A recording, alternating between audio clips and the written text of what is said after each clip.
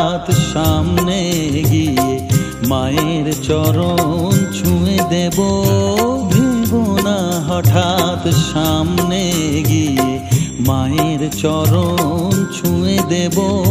দূর থেকে শুধু চোখের জলেতে মার রাঙা পা ধুয়ে দেব। শুধু আরতি যখন করবে মার পূজা দীপ তুলে ধরবে। আরতি যখন করবে মার পূজা